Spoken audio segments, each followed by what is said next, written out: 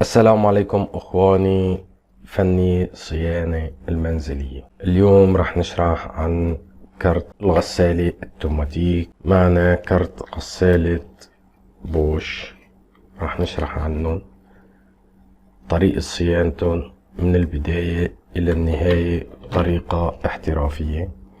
معنا كرت ريجل نفسه فيستل، طريقة شغلهم، مبدأ العلمي لطريقة عمل الكروت. هذا كرت عنا كمان، شوفوا هون في مضروب، كله راح نجي عليه، كل دارة بدارته.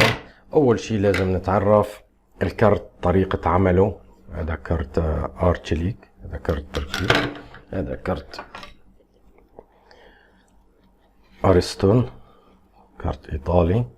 يعني رح نعرف كل كرت طريقة عمله، طريقة شغله، مبدأه، طريقة تحكم فيه. أعطي درس إن شاء الله رب العالمين لأي فني صيانة غسالات. يعني فني صيانة الغسالات ما شرط يكون يعرف بالإلكترون، فأنا رح أعطي الدرس لأي شخص بيشتغل بصيانة الغسالات، يعني يكون عنده معلومات كافية ووافية عن طريقة عمل الكارت. أهم شي لازم نعرف عنا هون قطع الغسالة، لأن الكارت هو اللي بده يشغل الغسالة، فله قطع يشغلها. شغلة الكارت تشغيل القطع. يعني هذا كارت، خلينا نجيب هذا أوضح شوي. هذا كارت، هون الجاكيت، هي الجاكيت، جميع الجاكيت هي موصولة على القطع، على الموتور، موصولة على سخان الماء، موصولة على مضخة الصرف، قفل الباب، صمام الماء، حساس الحرارة، حساس مستوى الماء.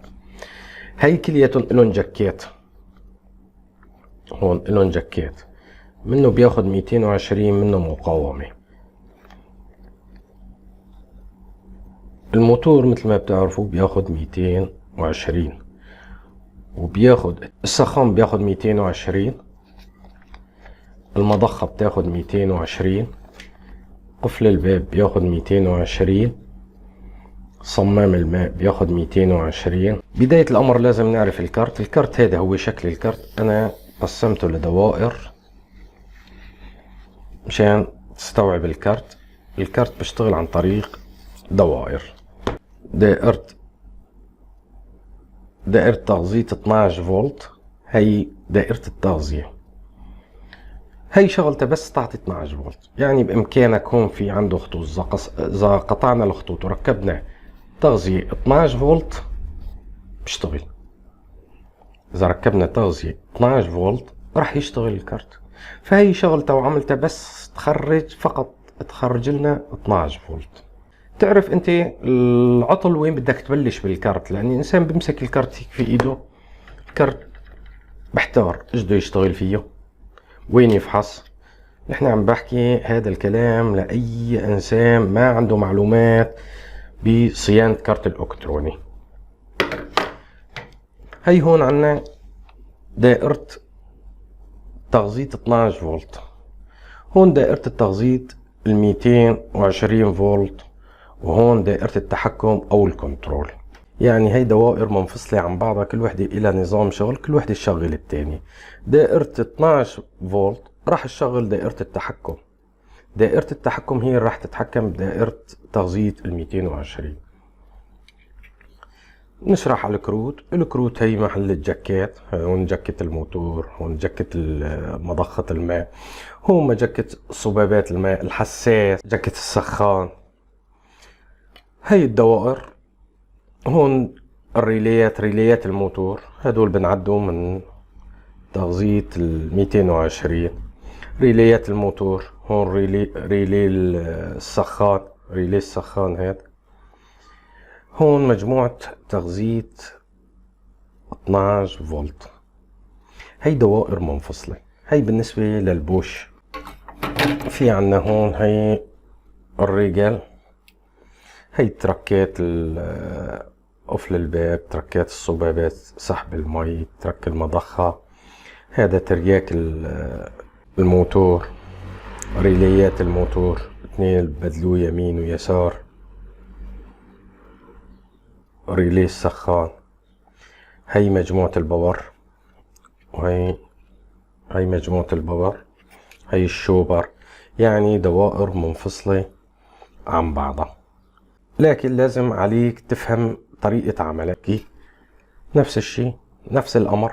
هون بس في ريليات، هون ثلاثة ريلي، لأن هذا 8 أطراف الموتور. الموتور الست طرف بيجي ريليات تنتين فقط. موتور 8 طرف بيجي 3 ريليات. وهي ريلية السخان. هي مجموعة الباور، هي مجموعة الباور. هدول الريليات الثلاثة، ريلي شو اسمها مجموعة الباور. دائرة التحكم. هون عنا مشان الشاشة، هون في شاشة، هدول ما فيهم شاشات، يعني عبارة عن لدات إضاءة. نحن مشان ما نطول عليكم الفيديو، إن شاء الله بالفيديو الجاي راح نشرح طريقة عمل دائرة تغذية 12 فولت من البداية لتخريج 12 فولت وتحويلها إلى منظمة جهد 5 فولت بالتفصيل الممل، الأعطال والفحص وطريقة الإصلاح. فنحن ما حبينا نطول الفيديو، فإن شاء الله رب العالمين راح أجهز الفيديو وأرفعه.